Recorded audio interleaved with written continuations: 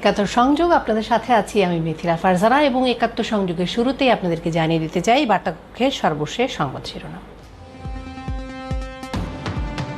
দেশে করোনা আক্রান্তের সংখ্যা 30,000 ছাড়ালো। 24 ঘন্টায় আক্রান্ত 1694 জন, মারা গেছেন 24 জন। করোনা ভাইরাসের 15টি জিনোম সিকোয়েন্স করল বাংলাদেশ। ইউরোপ আমেরিকার সাথে মিল পাচ্ছেন গবেষকরা। বাড়ছে করোনা সংক্রমণ, এর মধ্যেই ব্যক্তিগত যানবাহনে ঢাকা ছাড়ছেন অনেকে, শিথিল নজরদারি। লকডাউনের যত শিথিল হবে দেশে করোনা সংক্রমণ তত বাড়বে বলছেন বিশেষজ্ঞরা।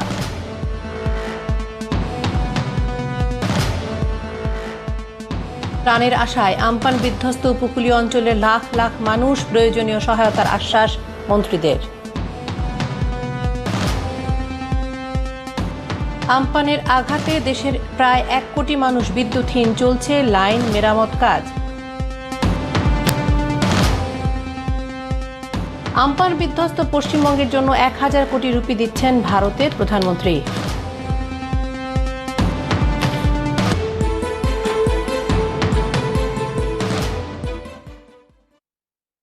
একাত্তর সংযোগ এবং আপনাদের সাথে আছি আমি মিথিলা ফারজানা। এবং দর্শক, আপনারা তো জানেনই এই মুহূর্তে মানে বলা যায় যে বিভিন্ন রকমের দুর্যোগে বিধ্বস্ত বাংলাদেশ। এক তো করোনা ভাইরাসের আক্রমণ, সারা বিশ্বের সাথে সাথে বাংলাদেশও যথেষ্ট বিপর্যস্ত হয়ে পড়েছে। এই আক্রমণে 30,000-এর মধ্যে ছাড়িয়ে গেছে করোনা আক্রান্তের সংখ্যা।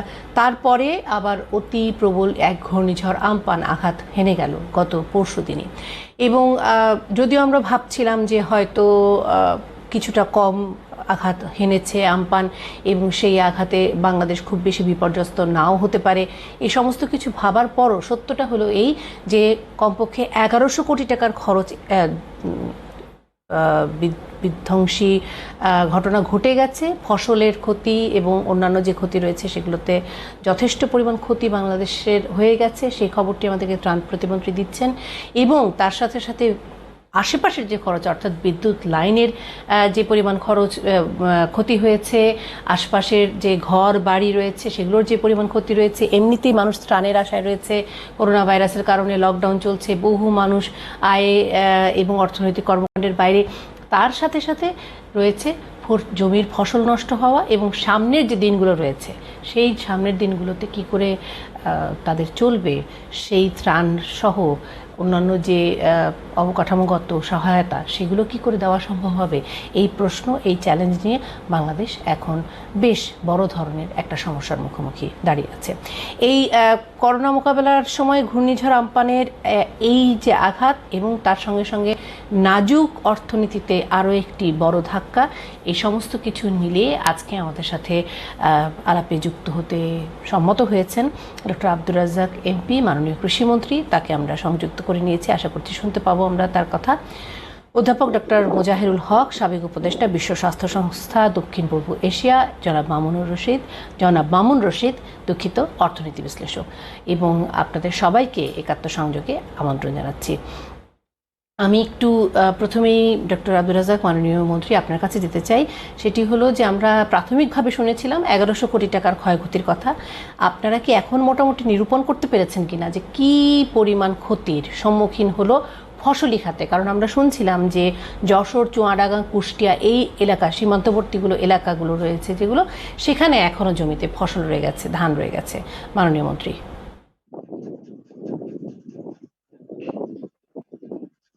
1100 কোটি টাকা কিভাবে বলেছে আমরা জানি না।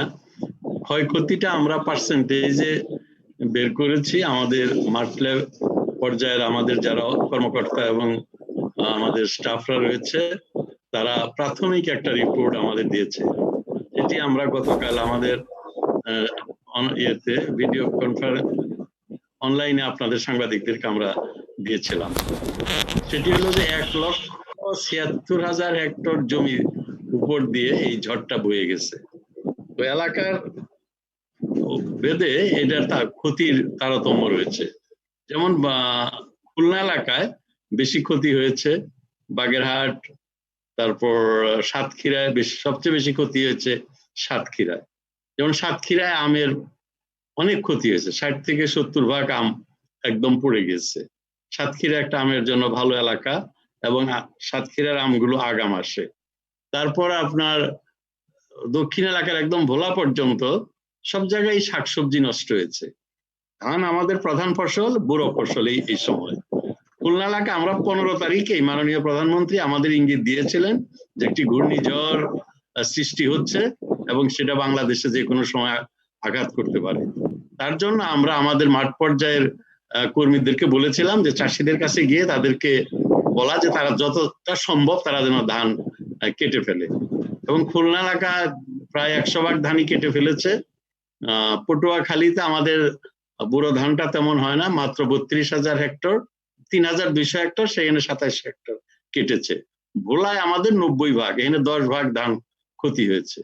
আর সার্বিকভাবে আপনি যেটি বলছেন ঝিনাইদহ, কুষ্টিয়া, একদম দিনাজপুর পর্যন্ত যেখান দিয়ে এটা বয়ে গেছে নওগাঁ, এই সকল এলাকায় ধানগুলো মাটিতে অনেক জায়গায় শুয়ে গেছে বা হেলে পড়েছে।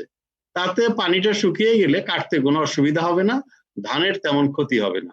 তো সার্বিকভাবেই 1,76,000 হেক্টর জমিতে 10% ধানের ক্ষতি হতে পারে, এটা আমরা মোটামুটি মাননীয় মন্ত্রী, আপনি আপনার কাছ থেকে একটু শুনে নেই যে আপনারা ক্ষতি পুষিয়ে নেওয়ার জন্য কি কি ভাবছেন। আমি তারপর যাব অন্য অতিথিদের কাছে। ক্ষতি পুষিয়ে নেওয়ার জন্য আপনাদের এই মুহূর্তে পদক্ষেপটি কি? ক্ষতি তো ধরেন শাকসবজির প্রচুর ক্ষতি হয়েছে, এবং বরগুনা, ঝালকাঠি, এগুলো তো শাকসবজি, পানের বর, এগুলো শোনা দরকার, এগুলোর অনেক ক্ষতি হয়েছে। আমের ক্ষতি সব জায়গায় 10-15% পর্যন্ত হয়েছে, চাঁপাইনবাবগঞ্জ, আবার রাজশাহীর বাঘা, তারপরে চারঘাট, এগুলো তো অনেক বেশি ক্ষতি হয়েছে। কাজে ক্ষতিটা এরকম, এটা ক্ষতিটা পুষিয়ে নেওয়া এখন আমাদের মাঠ লেভেলের কর্মীরা, একদম কৃষক থেকে কৃষক, তাদের কার কত ক্ষতি হয়েছে সেটির মূল্যায়ন করছে। আমাদের আপনারা জানেন যে প্রতিটি ইউনিয়নে 3 জন করে আমাদের উপজেলা কৃষি কর্মকর্তা রয়েছে। এই কৃষি কর্মকর্তারা, যেমন একজন পানের বরজ নষ্ট হয়েছে, সব পানের বরজের একরকম ক্ষতি হয় নাই। একটা পানের বরজ তো পুরাটাই হয়তো খোলা জায়গায় ছিল, পুরাটা একদম নষ্ট হয়ে গেছে। আপনি তো মাননীয় মন্ত্রী বললেন যে আপনাদের মোটামুটি একটা হিসাবের কথা বললেন যে কত অংশ আপনারা 10% ধানের ক্ষতি এবং অন্যান্য জায়গায় ফল এবং ফসলের জমির ক্ষতির কথা বলছিলেন। এই যে ক্ষতি হলো, চাষিদের এই ক্ষতি পুষিয়ে নেওয়ার জন্য আপনারা কি করছেন মাননীয় মন্ত্রী? এই ক্ষতি পুষিয়ে অ্যাসেস মূল্যায়ন হওয়ার পরে আমরা তাদেরকে পরবর্তী ফসল যাতে যারা করতে পারে, পানের বরজটাকে যারা আবার তারা গড়ে তুলতে পারে, তার জন্য আমরা তাদেরকে প্রণোদনা দিব, তাদেরকে সহযোগিতা করব। যেমন আমনে তাদেরকে আমরা বিনামূল্যে বীজ দিব, সার দিব, তারপরে সেচের বেলায় আমরা তাদেরকে রিবেট বা সারের যে বিদ্যুতের যে খরচ সেটা অর্ধেক করে দিয়েছি আমরা। প্রয়োজনে আমরা মোটামুটি এখনো সিদ্ধান্ত নেই নাই, সেটা একদম মাফ করে দেব, কোনো সেচের খরচ দিতে হবে না। তো এইভাবে তাদেরকে আমরা তাদের যে ক্ষতি হয়েছে ক্ষতিটা পুষিয়ে নেওয়ার চেষ্টা করব। যেমন আপনি আছেন, জি মাননীয় মন্ত্রী আছেন, আমি এক্ষুনি আসছি আবার আপনার কাছে। ক্ষতিগুলো আগে আমরা তাদেরকে কিভাবে এই ক্ষতি পুষিয়ে নিতে পারে বা ক্ষতিপূরণ আমরা দিতে পারি সেই ব্যাপারে আমরা সিদ্ধান্ত নিব। তো এটা আমাদের ক্ষতিপূরণ পুষিয়ে নেওয়ার জন্য তাদেরকে প্রণোদনা দিব, এই ব্যাপারে আপনাকে আমি নিশ্চিত করতে পারি। এবং এর জন্য আমাদের কি ধরনের পদক্ষেপ আশা করছেন সরকারের কাছ থেকে, বা কি ধরনের পদক্ষেপ আসলে সরকারের পদক্ষেপ সহায়তা করতে পারে সত্যিকার অর্থে এই অবস্থায়? ধন্যবাদ আপনাকে। আমি একটু অন্যভাবে বলি যে আমাদের যে অ্যাসেসমেন্টটা, সেটা হলো আমাদের কি ছিল, ওখান থেকে আমরা কি পেতাম, এখন এই ঘূর্ণিঝড়ের কারণে আমাদের কি ক্ষতি হয়েছে, এই অ্যাসেসমেন্টটা মাঠ পর্যায়ে থেকে খুব তাড়াতাড়ি হওয়া দরকার। এবং সেটা যতক্ষণ পর্যন্ত আমরা না করতে পারতেছি ততক্ষণ পর্যন্ত আমরা যে প্রণোদনার বিষয়টা আছে, এটা একটা লামসাম থাকতে পারে সরকারের কাছে, কিন্তু এই প্রণোদনাটা যেটা করতে হবে সেটা হলো মূল অ্যামাউন্টটা ঠিক করা যেতে পারে কি পরিমাণ প্রণোদনা দেওয়া হবে, কিন্তু আমাদের মনে রাখতে হবে যে এই প্রণোদনা দেওয়ার সময় যাতে সেই প্রণোদনাটা সঠিকভাবে যারা ক্ষতিগ্রস্ত কৃষক তাদের কাছে যেন ঠিক মতো পৌঁছায়। আমাদের সমস্যাটা হলো যে আমরা যারা সত্যিকারের ভাবে পায় সেই জায়গাটার ভিতরে আমরা দেখেছি যে ট্রান্সপারেন্টলি সেই জায়গাটায় অনেক সময় দেখি যে ট্রান্সপারেন্সি ইজ মিসিং। এই জায়গাটায় সরকারকে অত্যন্ত সচেতন থাকতে হবে। যে আমরা দেখেছি যে ত্রাণের ব্যাপারে নানা রকম ঘটনা ঘটেছে এবং সবাই জেনেছি আমরা সোশ্যাল মিডিয়ার মাধ্যমে, পত্রিকার মাধ্যমে। এই জায়গাগুলিতে অন্তত মাননীয় মন্ত্রী যেটা চেষ্টা করবেন সেটা হলো তিনি নিশ্চিত করতে চেষ্টা করবেন যে ক্ষয়ক্ষতিটার প্রকৃত মূল্যায়ন যাতে হয় এবং প্রকৃত মূল্যায়ন অনুযায়ী যাতে কৃষকরা এই যে প্রণোদনাটা যেটা ঘোষণা করা হবে বা হচ্ছে সেটা যেন তারা সঠিকভাবে পান। ধন্যবাদ। জি, ডক্টর মোজাহিরুল ইসলাম, আমি ঠিক এই প্রশ্নটিকে নিয়েই আবার ফেরত আসবো। জনাব মামুন রশিদ, আপনি শুনছিলেন আলাপ, এবং আপনার পক্ষ থেকে আসলে পরামর্শ কি থাকবে বা আপনার কি প্রত্যাশা এই মুহূর্তে? না, এটি আনন্দের বিষয়। আমি মাননীয় মন্ত্রীর সাথে কিছুটা একমত যে this is little early to assess. আমাদের অর্থনীতির ভাষায় যেটি বলা হয় অপরচুনিটি লস। এখানে স্ট্যান্ডিং ক্রপ কতটুকু লস হয়েছে আমরা পত্র পত্রিকায় দেখেছি।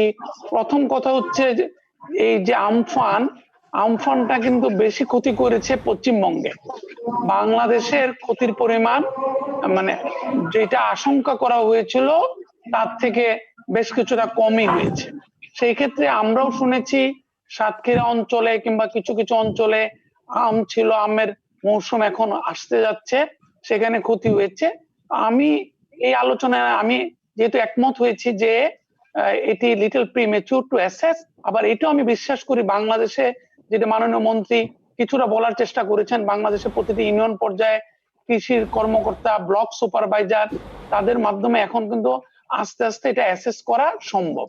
আমি যেদিকে একটু আলোচনাটা নিয়ে যেতে চাচ্ছি আর এক দুই লাইনে, সেটা হচ্ছে বাংলাদেশের কৃষির কিন্তু একটা রূপান্তর ঘটেছে। সামগ্রিকভাবে বাংলাদেশের গ্রামীণ অর্থনীতিরই গেল 10-12-15 বছরে বেশ রূপান্তর ঘটেছে। এখন কিন্তু বাংলাদেশের কৃষকরা খুব যে সরকারি সহায়তার জন্য অপেক্ষা করে তা না, বাংলাদেশের গ্রামীণ অর্থনীতির বেশ কিছুটা অর্থায়ন প্রক্রিয়ার সাথে যত না বেশি সরকার জড়িত, তার থেকে বেশি জড়িত হচ্ছে এনজিও কিংবা ক্ষুদ্র ঋণ সংস্থা। সরকার যেখানে জড়িত সেখানে হচ্ছে কেনা, ফসল কেনা কিংবা ইনপুট সাপ্লাই করা। সেই ক্ষেত্রে গেল 10-12 বছরে আমি শ্রদ্ধার সাথে স্মরণ করতে চাই মিসেস মতিয়া চৌধুরী, সাবেক কৃষিমন্ত্রী এবং বর্তমান কৃষিমন্ত্রী ডক্টর আব্দুর রাজ্জাক, তাদের ঐকান্তিক প্রচেষ্টায় এবং সরকারের প্রচেষ্টায় এই কৃষির কিন্তু রূপান্তর প্রক্রিয়ায় প্রায় সব জায়গায় সরকার অনুদান কিংবা যে যাকে বলা হয় সাবসিডি, ভর্তুকি, সেগুলা কৃষির প্রতিটি বিষয় কিন্তু খাত এবং উপখাত সেটা কিন্তু 30-70% পর্যন্ত, কিছু কিছু ক্ষেত্রে 100% পর্যন্ত ভর্তুকি পেয়ে থাকে। আরেকটা বিষয় হচ্ছে যে আমাদের এগ্রিকালচারে একটা মাননীয় মন্ত্রী আরো ভালো বলতে পারবেন, সেটা হচ্ছে যে ফার্ম এগ্রিকালচার থেকে কৃষিজাত পণ্যের চাইতে এখন নন ফার্ম এগ্রিকালচারও কিন্তু খুব চারা দিয়ে উঠছে, চাঙ্গা হয়ে উঠছে। তো আমরা যখন কৃষির ক্ষয়ক্ষতি নিরূপণ করব, এমনকি ডক্টর মোজাহেরের ভাষায় বলতে গেলে যে ত্রাণের ক্ষেত্রে কিংবা প্রণোদনা কৃষকদের কাছে পৌঁছে দেওয়ার ক্ষেত্রে ট্রান্সপারেন্সির কথা উনি বলেছেন, তার থেকেও বেশি প্রয়োজন হচ্ছে আমি মনে করি কৃষক তার উৎপাদিত পণ্য ন্যায্য দামে বিক্রি করতে পারছে কিনা, কিংবা যখন বড় ধান উৎপাদিত হচ্ছে সরকার ইতিমধ্যে সিদ্ধান্ত নিয়েছে কি পরিমাণ ধান কিনবে, কি পরিমাণ চাল কিনবে। মাননীয় প্রধানমন্ত্রী তার ভাষণে বলেছেন যে 2 লক্ষ মেট্রিক টন। আমি আসছি, এই আলাপটিতেও আসছি। এই প্রেক্ষিতে আমরা যখন প্রণোদনা কিংবা ক্ষয়ক্ষতি নিরূপণের কথা বলি, আমরা কিন্তু কৃষি কিংবা গ্রামীণ অর্থনীতির এই সাম্প্রতিক রূপান্তরকে বিবেচনায় রেখেই আলোচনাটা করা উচিত।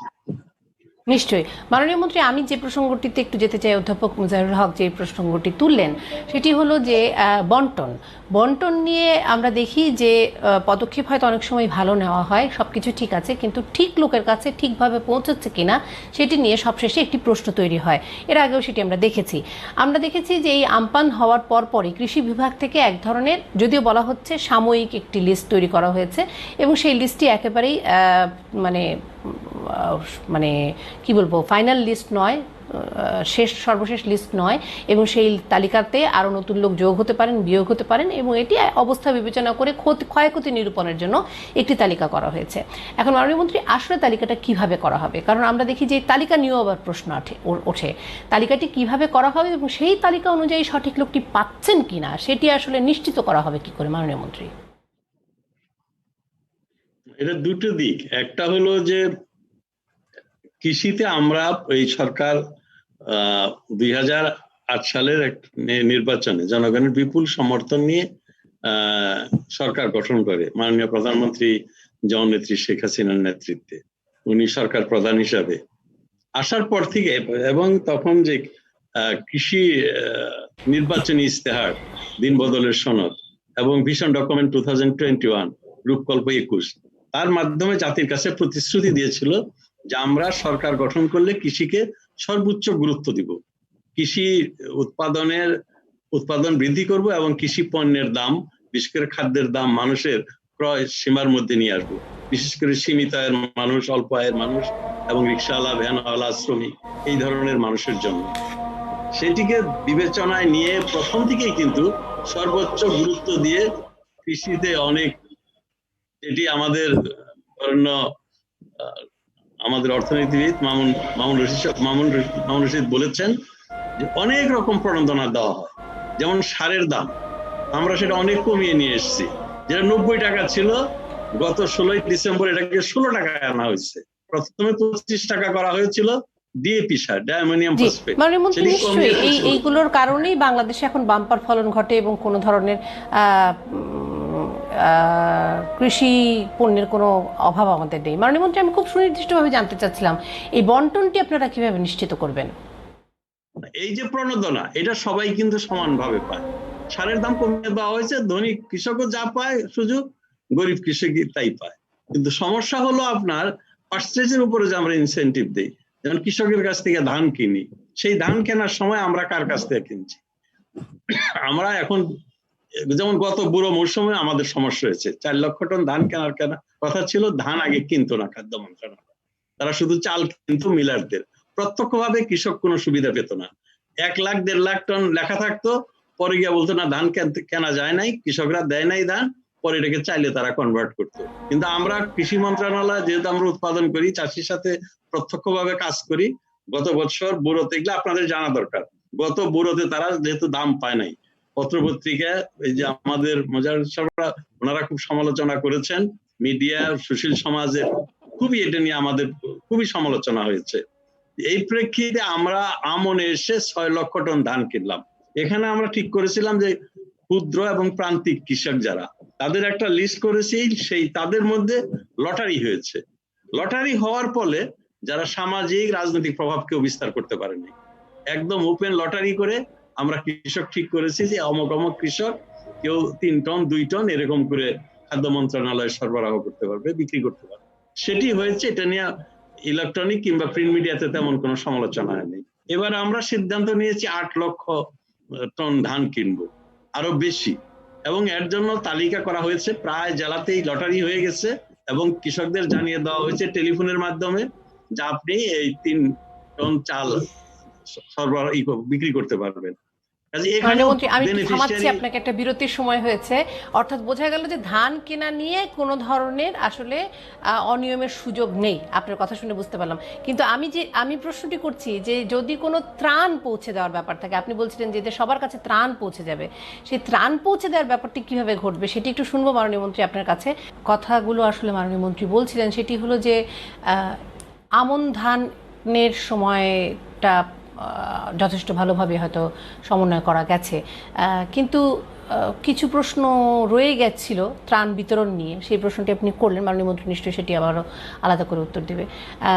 আপনার আর কিছু প্রশ্ন আছে কিনা সেটিও আগে শুনি, এবং আপনি আরেকটু বলবেন কিনা যে এই যে ধানগুলো নষ্ট হলো সেখানে কৃষককে সার এবং বীজের প্রণোদনা দেওয়াটাই কি যথেষ্ট বলে মনে করছেন কিনা ডক্টর মোজাহিরুল হক? ধন্যবাদ আপনাকে। প্রথম কথা হলো যে ক্ষতিটা অ্যাসেসমেন্ট করে আমরা কিন্তু বুঝতেই পারবো, জানতে পারবো, যদি সঠিকভাবে সেটা অ্যাসেসমেন্ট হয় তাহলে কার কি লাগবে। এখন কথা হলো যার প্রণোদনা লাগবে যার সার লাগবে। আবার সার পেতে হলেও যে আমি যে ট্রান্সপারেন্সির কথা বলি, প্রণোদনার কথাই বলি আর সারের কথাই বলি, এই জায়গাগুলিতে অ্যাসেসমেন্টের উপরে ভিত্তি করে প্রয়োজন অনুযায়ী যেখানে যেটা প্রয়োজন সেটাই করতে হবে, এবং এইখানে ঢালাওভাবে কিছু করার উপায় নেই। আমরা অনেক সময় দেখি যে প্রণোদনা দিচ্ছি তো সবার জন্য একই রকম প্রণোদনা দিচ্ছি, সবার তো প্রয়োজন এক হবে না। আজকে দেখেন ক্ষতিগ্রস্তের বেলায় দেখা যাবে যে অনেকের ক্ষতি হয়েছে বেশি, অনেকের ক্ষতি হয়েছে কম। এইটা হলো অ্যাসেসমেন্টের বিষয়। কারো আমের ক্ষতি হয়েছে, কারো ধানের প্রজেক্ট হয়েছে, কারো আংশিক হয়েছে। এই জায়গাটার অ্যাসেসমেন্টটার মূল্যায়নটা হলো অত্যন্ত সূক্ষ্মভাবে করতে হবে এবং সঠিকভাবে করতে হবে, এবং ট্রান্সপারেন্সি কথা, আমি ট্রান্সপারেন্সির কথাটা বারবার বলবো। মন্ত্রী মহোদয় এখন বলছিলেন দ্রব্যমূল্যের কথা, দ্রব্যমূল্য আজকে আমরা যদি নিজেদেরকে প্রশ্ন করি, মন্ত্রী মহোদয় নিজেকেও প্রশ্ন করতে পারেন যে দ্রব্যমূল্য এখন যে অবস্থায় আছে, আজকে থেকে 5 বছর আগে থেকে দ্রব্যমূল্য কখনো কমেছে কিনা? দ্রব্যমূল্য কখনো কমে না। মানুষের যে তাদের যে ক্রয় ক্ষমতা, সেই ক্রয় ক্ষমতা অনেক সময় লিমিটেড থাকে সার্টেন পিরিয়ড পর্যন্ত, তাদেরও বাড়ে, বেতন বাড়ে, এটা কিন্তু কথা হলো ক্রয় ক্ষমতাটা মানুষের কি পরিমাণ কমেছে এইটা মন্ত্রী মহোদয় নিজেই যাচাই করতে পারেন। এটার জন্য কোনো মার্কেট অ্যাসেসমেন্টের প্রয়োজনও পড়ে না। তো আমি যেই কথাটা জোর দিয়ে বলবো যে সত্যিকারে ভাবে ইন্টিগ্রিটি যদি বজায় থাকে মন্ত্রী হতে শুরু করে মাঠ পর্যায় পর্যন্ত, তাহলে কোনো প্রশ্নটা কেউ তুলবে না। আমাদেরকে সমালোচনার কথা বলা হয়, সমালোচনা কে করছে দেখতে হবে। যখন সমালোচনা যিনি করছেন তিনি সমালোচনা করার যোগ্যতা রাখেন কিনা। তিনি যদি সমালোচনা করেন সেটা মনে রাখতে হবে যে এই সমালোচনাটা সরকারের ভালোর জন্য, দেশের ভালোর জন্য এবং মন্ত্রী মহোদয়ের ট্রান্সপারেন্সির জন্য, প্লাস তার সাথে যারা ডক্টর মজিবুল হক, আপনার এই প্রসঙ্গটির একটু উত্তর নিয়ে আসি চট করে। মাননীয় মন্ত্রী, যেটি আসলে উনি বারবারই বলছেন স্বচ্ছতাটা নিরূপণ করা এক, আর দ্বিতীয় যেটি আরেকটু বলছেন ছোট করে নিয়ে আমি জনাব মামুনুর রশিদের কাছে যেতে চাই। দ্বিতীয় যেটি উনি বলছেন সেটি হচ্ছে যে কার কি দরকার, মানে সারে প্রণোদনা সকলের আসলে দরকার আছে কিনা, বীজে প্রণোদনাই সকলের আসলে দরকার আছে কিনা, আর যিনি আমের চাষি তার ক্ষতিটা আসলে কোন জায়গায় এবং তিনি কি পেলে তার উপকার হবে, সেই মূল্যায়নটা তো আসলে একটু ভিন্ন রকমের মূল্যায়ন। মাননীয় মন্ত্রী, দুটা দিক, একটা হলো যে মূল্যায়ন করা, যেমন পেঁপের বাগানগুলো, এগুলো এখন অনেক পেঁপের চাষ এটি বাণিজ্যিক ভিত্তিতে করে, 2 বিঘা 3 বিঘা জমিতে, 5 বিঘা জমিতে কি করে। আমাদের ঈশ্বরদীতে একজন চাষি আছে, তার নামই হলো, সে পরিচিতি লাভ করেছে পেঁপে অমক, তার নামের আগে পেঁপে দেওয়া হয়। একজন আছে কুল মাজেদ, এরকম। তো এই ধরনের বড় বড় চাষিরা রয়েছে, তার যদি 5 বিঘা পেঁপের জমি ক্ষতি হয়, আমি তাকে 2 বিঘা জমির জন্য ধানের কিংবা চালের বীজ দিলাম এবং সার দিলাম, তার ক্ষতি কিন্তু পোষাবে না। কাজেই আমাদেরকে পুরা সারা দেশে ক্ষতিটাকে আমরা আর্থিক ইয়েতে নিয়ে আসতে হবে, যে in terms of money, in terms of টাকা এটা কত ক্ষতি হয়েছে, সেটার উপর ভিত্তি করে তাদেরকে একটা ক্ষতিপূরণ দেওয়ার জন্য আমাদেরকে সিদ্ধান্ত নিতে হবে। এবং সেখানে স্বচ্ছতার যে প্রশ্নটি, একটা ত্রাণ বিতরণের সময় সেখানে জনপ্রতিনিধিরা সম্পৃক্ত থাকে, কৃষিক্ষেত্র জনপ্রতিনিধিদের সহযোগিতা আমাদেরকে নিতে হয়, ওই ইউনিয়নের চেয়ারম্যান মেম্বার তারা থাকে, কিন্তু তারপরও প্রত্যেক ইউনিয়নে কৃষির কর্মকর্তারা রয়েছেন, তারা মাঠে গিয়ে মূল্যায়ন করেন যে কত % ধান ক্ষতি, ধানের যেমন বেশি ক্ষতি হয়নি। মাননীয় মন্ত্রী, এই ক্ষেত্রে তো আমরা দেখছি যে যারা এসব ব্যাপারে জড়িত থাকেন তাদের ভূমিকা নিয়েও অনেক সময় প্রশ্ন থাকে। মাননীয় মন্ত্রী, সেটা থাকলেও যতটা সম্ভব আমরা এটা স্বচ্ছতা করার চেষ্টা করি বা করব। এখানে চাষি কার্ড আছে, তাদের নাম আছে, কতটুকু জমি, কতটুকু ক্ষতি হয়েছে, এবং আমরা যদি বলি যে এত পেঁপেতে আমরা এত ক্ষতিপূরণ দিব, সে অনুযায়ী ওই ক্ষতি অনুযায়ী সে ক্ষতিপূরণ পাবে। তো সেগুলো এখন স্বচ্ছতার ব্যাপারটা, বেনিফিশিয়ারি সিলেকশন এবং তার ক্ষতির পরিমাণ, এবং সেই অনুযায়ী আমরা যে প্রণোদনা দিব, যেমন বিদ্যুতে আমরা দিব, যেমন অলরেডি আমরা বলে দিয়েছি যে বিএডিসি থেকে যারা বিদ্যুৎ নেয়, সে বিদ্যুতের সেচের জন্য আগে যে 100 টাকা দিলে এখন 50 টাকা দিবে। এটা করোনার প্রেক্ষিতে আমরা সিদ্ধান্ত নিয়েছি। এটা এমন হতে পারে যে এলাকাগুলোতে আপনার এই যে ইয়েতে এই ঝড়ে যে ক্ষতি হয়েছে, ঘূর্ণিঝড়ে, আমরা 100 ভাগই তাদেরকে হয়তো আমরা সেচের জন্য দিব এই এলাকাগুলোতে। এইভাবে এটিকে আমরা নির্ধারণ করবো। এই মুহূর্তে আমি আপনাকে বিস্তারিত বলতে পারছি না, তবে ওনার স্বচ্ছতার বিষয়টাকে আমি অত্যন্ত গুরুত্বের সাথে নিয়েছি। এটি জাতীয় সমস্যা, এখানে আমাদের কর্মকর্তারা অনেক সময় জড়িত হয়, এখানে জনপ্রতিনিধিরা জড়িত হয়, সামাজিকভাবে যারা প্রভাবান্বিত তারা জড়িত হয়। যে এর মাননীয় মন্ত্রী, মধ্যে অনেক যতটা ধন্যবাদ এটি সম্ভব গুরুত্বের সাথে নেওয়ার জন্য। আমি আরো কিছু প্রশ্ন আপনার কাছে রেখে আমি জনাব মামুন রশিদের কাছে যাচ্ছি, কারণ এই প্রশ্নটি নিয়ে আমি আসবো। এই আপনি একটু আগে বলছিলেন যে সাতক্ষীরায় আম চাষিদের ব্যাপক ক্ষতি হয়েছে, আমপান আসছে, সেটি বেশ কিছুদিন ধরে আমরা শুনছিলাম। সরকার থেকে এই ঘোষণাটা আসতে পারতো কিনা যে আম চাষিরা যেন আগেই তাদের আমটি পেরে ফেলেন, যাই দাম হোক তারা তো কিছু দাম হলেও পেতেন। যাই হোক, আমি আসছি আপনার কাছে এই প্রশ্নটাই মাননীয় মন্ত্রী জনাব মামুন রশিদ। আম না পাকলে আম কাটবে কেমনে, তুলবে কেমনে? আম তুলেছে 4200 হেক্টর ছিল। মাননীয় মন্ত্রী, আমি আসছি আপনার কাছে। মাননীয় মন্ত্রী, এই প্রশ্নটি আমি রাখলাম আপনার কাছে, আমি আসছি। আমি একটু জনাব মামুন রশিদের বক্তব্য নিয়ে আমি আসছি আপনার কাছে মাননীয় মন্ত্রী। জনাব মামুন আমি রশিদ, জি। আবারও বলছি, বাংলাদেশের কৃষি দুটি আগের উত্তরের ধারাবাহিকতায় বলছি যে farm and non farm agriculture, বাংলাদেশের কৃষির কিন্তু সমস্যা এখন নিষ্ঠুর নির্মম সত্য কথা হচ্ছে প্রণোদনা নয়। মানে যে প্রণোদনার কথা আপনারা বলছেন, আমরা অনেকে বলছি, সবচেয়ে বড় বিষয় এখন হচ্ছে আমরা সিডর আইলার অভিজ্ঞতার প্রেক্ষিতে যেটা বলছি, টার্মস অফ ট্রেডটাকে কৃষকের পক্ষে রাখা। যে কৃষক উৎপাদন করেছে সে তার উৎপাদিত সামগ্রী বিক্রি করতে পারছে কিনা, বিক্রয় করার ক্ষেত্রে ন্যায্য মূল্য পাচ্ছে কিনা। আর একটি বিষয় হচ্ছে কৃষিতে দুর্নীতির একটি ধরন রকম ফের রয়েছে, সেটি হচ্ছে যে কৃষকরা বেশিরভাগ সময় তার উৎপাদিত ধান, চাল কিংবা অন্যান্য পণ্য ধরে রাখতে পারে না। এটাকে বলে ডিস্ট্রেস সেল, যেটার কারণে মধ্যস্বত্বভোগীরা, চাতাল মালিকরা, মিল মালিকরা, পাইকাররা তারা কিনে পরবর্তীকালে সরকারের যে উচ্চ মূল্যে কিংবা কিছুটা উচ্চ মূল্যে যে সরকার ধান এবং চাল ক্রয়ের যে একটা সিদ্ধান্ত নেয়, সেইটার সুবিধাটা আদায় করে নেয় মধ্যস্বত্বভোগীরা।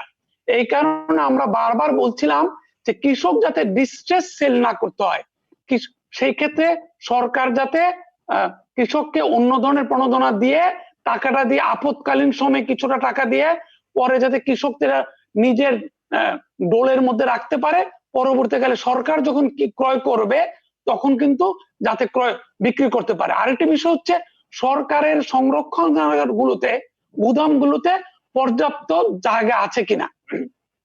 ইতিমধ্যে আমরা দেখেছি যে অতীতের বিভিন্ন বছরে যে সরকার যদিও ক্রয়ের ইচ্ছা ব্যক্ত করেছে এবং সরকার যথার্থই কিছুটা উচ্চ মূল্যে কৃষকের ধান কিংবা চাল কেনার চেষ্টা করেছে, কিন্তু গুদামের যেহেতু জায়গা ছিল না, সংরক্ষণাগারে যেহেতু জায়গা ছিল না, সংরক্ষণ করতে পারে নাই, তখন কৃষক বাধ্য হয়ে চাতাল মালিকদের কাছে, মধ্যস্বত্বভোগীদের কাছে, পাইকারদের কাছে বিক্রি করতে দিতে হয়েছে।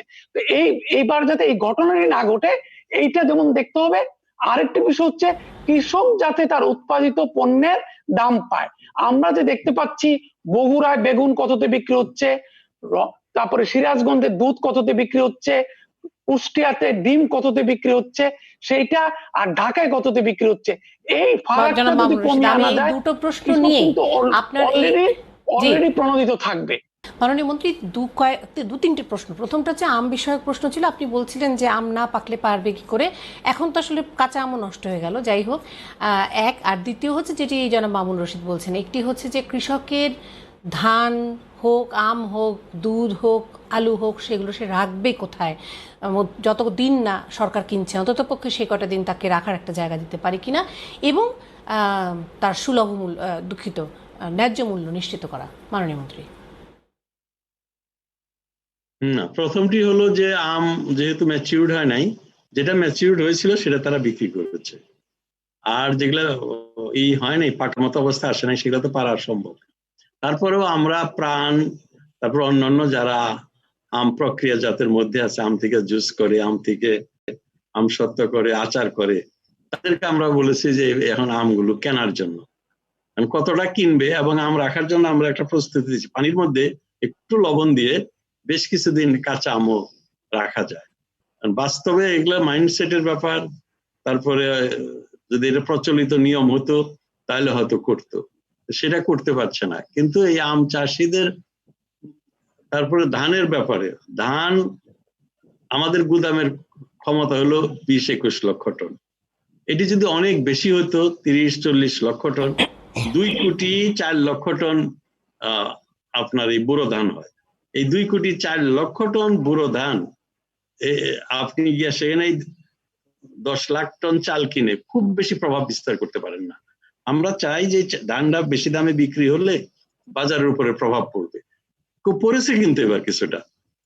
এখন মোটামুটি কিন্তু চাষিরা ভালো ফলনও পাচ্ছে, ভালো দামও পাচ্ছে। আমাদের সবচেয়ে সহজ হলো ইনপুটে আপনার প্রণোদনা দেওয়া। ইনপুট হলো fertiliser, regardless of size of the farm. না, কিন্তু তাহলে সেক্ষেত্রে ধান বেশি করে গুদামজাত করার ব্যবস্থা সরকার করছে না কেন? সেটা করার জন্য তো সম্পদ তো সীমিত। এই আগে ছিল 14 লক্ষ টন, আমি যখন খাদ্যমন্ত্রী ছিলাম এটা বাড়িয়ে 5,19 লাখ টন করেছি। পরে 1 লাখ টন হচ্ছে, এবং আমি নিশ্চিত বিশ্ব ব্যাংকের সহযোগিতায় আরো 5,72,000 টনের গুদাম হচ্ছে, প্রায় শেষ হওয়ার পথে, হয়তো আগামী বছর বা তারপরের হয়ে যাবে আর কি। আবার বিশ্ব ব্যাংকেরও নানান রকম আমলাতন্ত্র আছে, তারা বলে অনেক কথা, বলছে 5,72,000 টন, পুরাটা এখন করছে না, তারা নাকি টাকা এটা রোহিঙ্গাদেরকে দিয়ে দিচ্ছে। এরকম নানান সমস্যা, বাস্তব সমস্যা রয়েছে। তবে আমাদের আরো বেশি গুদাম করা দরকার। তার জন্য একটা প্রস্তাব দেওয়া হয়েছে, বেশি ধানের গুদামের জন্য প্রত্যেক উপজেলাতেই ধানের গুদাম হবে। এই জন্য আমরা একটা প্রজেক্টটা অ্যাপ্রুভ করে কৃষকের দিয়েছি। কাছ থেকে শহরে আসাটা অনেক বেশি সুলভ হয়, মাঝে মাঝে চাঁদাবাজি না থাকে, মধ্যস্বত্বভোগীরা না থাকে, সেই ব্যবস্থাটি কি করে করা যেতে পারে মাননীয় মন্ত্রী? মানে কিন্তু আমি আপনাকে বলছি, পারচেজের চেয়ে আমি আমার বাস্তব অভিজ্ঞতাতে হলো ইনপুটসে আপনি বেশি দেন, এই সাহায্য দেন, যেটা আমরা করেছি। 25, যেটা বললাম ডিএপিপি 25 টাকা কেজি ছিল, প্রতি কেজিতে আমরা 9 টাকা কমাইছি এই 16 ডিসেম্বর থেকে, বিজয় দিবস থেকে। এবং এটার মধ্যে অ্যামোনিয়াও আছে এবং ফসফেট আছে, দুইটা সার। অ্যামোনিয়াকে যদি ধরেন 18%, তাহলে এটার দাম দাঁড়ায় 16 না, এটা 12 টাকা কিংবা 12.5 টাকা। সরকার অর্ধেক করে দিয়েছে, এবং সকল কৃষকরাই কিন্তু এটার প্রণোদনা পেয়ে আসলে অনেকেই উৎসাহিত হন, এবং তাতে করে প্রচুর ফসল উৎপাদন হয়, এবং তাতে করে যদি দাম আরো কমে যায়, বাজারে যদি ডিমান্ড আরো কমে যায় এবং ফসলের দাম যদি আরো কমে যায়, তাহলে তো কৃষক আরেক ধরনের বিপদে পড়বেন। সেই ফসলটা কি করে আসলে সঠিক ভোক্তার কাছে আসবে? আমার চেয়ে ভালো মামুনুর সাহেব বলতে পারবেন, উনি অর্থনীতিবিদ, ব্যাংকার। এটি হলো আপনার কি করতে হবে, বায়োমডাল মার্কেটিং এ যেতে, আপনাকে কিন্তু আন্তর্জাতিক বাজারে যেতে হবে, রপ্তানি করতে হবে। আমাদের যে এখনই যে সবজির উৎপাদন হয় সেটা আমাদের উদ্বৃত্ত। আপনি বিশ্বাস করেন, গত বছর আমি সাতক্ষীরায় গিয়েছি, গ্রীষ্মকালীন টমেটো করেছে। আমরা আমাদের বিজ্ঞানীরা একটা জাত উদ্ভাবন করেছে, সেটা গ্রীষ্মকালে করা যায়। টমেটো তো শীতকালে হয়। সাতক্ষীরার একজন চাষি, একদম নিরীহ একজন কৃষক, তার সাথে কথা বলছি, সে বললো যে স্যার, আমি 2 তারিখে গেছি অক্টোবরের, 15 তারিখ থেকে 17 দিনে আমি 1 বিঘা জমি থেকে 1 লক্ষ টাকার টমেটো বিক্রি করেছি। 1 লক্ষ। এই আলাপ আসলে আমরা করতেই চাই। এবং অধ্যাপক মুজাহিরুল হক, অনেক ধন্যবাদ জানাচ্ছি আপনাকে। জনাব মামুন রশিদ, আপনাকে অনেক ধন্যবাদ জানাচ্ছি। মাননীয় মন্ত্রী, আপনাকেও অনেক ধন্যবাদ জানাচ্ছি। আজকে এখানেই শেষ করতে হচ্ছে 71 সংযোগ। আপনাদের সবাইকে শুভরাত্রি।